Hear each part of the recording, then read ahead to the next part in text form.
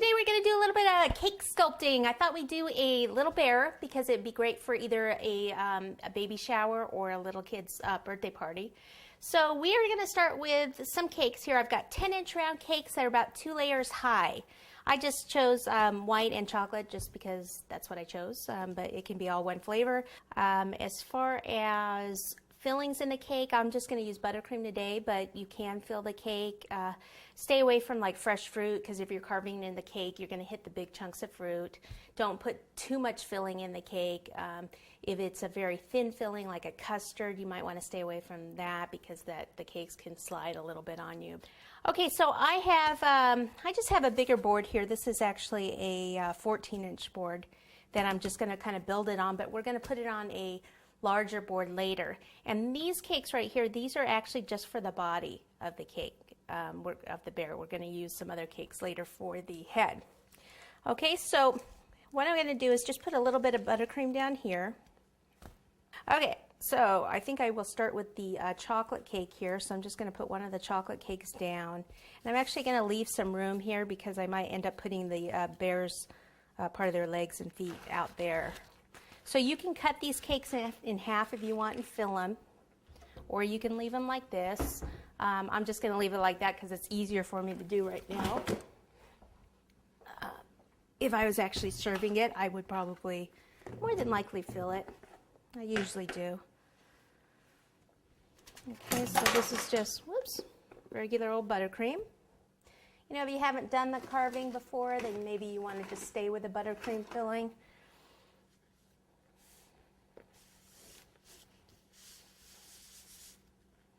And then I'll put my white cake on next. So it's more of a marble kind of cake. Most of the time when I build it, I'll cut this in half and it'll be like 1 layer white, 1 layer chocolate that way. Or you can do it this way, whatever you prefer really. I'll put this on top. Now if I put more weight on here, what'll happen is later this cake will kind of sink down. So I want to put a cardboard support in here. So I always make sure I have plenty of different size circles, 6, 7s, 8s. I think that one's even a 9.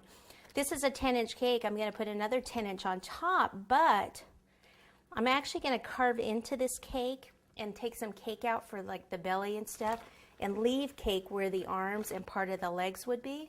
So I don't want the cake board to be the same size because when I start to carve, I'll hit the cake board. Yeah, I'll go with a 7. So I'll put some buttercream on here first.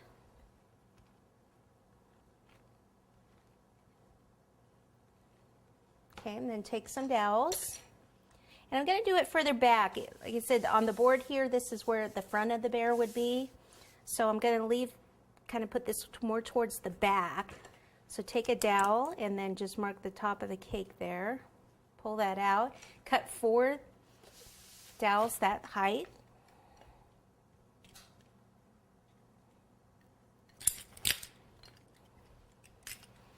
Okay, so 1. Ooh, I kind of put that in the middle. That was crazy. Craziness, I tell you. I'm going to move that. Ooh. Did I mention my cake is frozen? I like it to be frozen when I carve it. I don't know if I mentioned that, so I just pulled these out of the freezer. Never do sculpted cakes the same day you bake the cake. You're just asking for trouble. Okay, then I can take my 7-inch board, place it back here, leaving extra space in the center, put a little bit more buttercream on it. Okay, so yeah, never bake your cake the same day you're going to sculpt it, and always freeze it before you start to place it, put it together.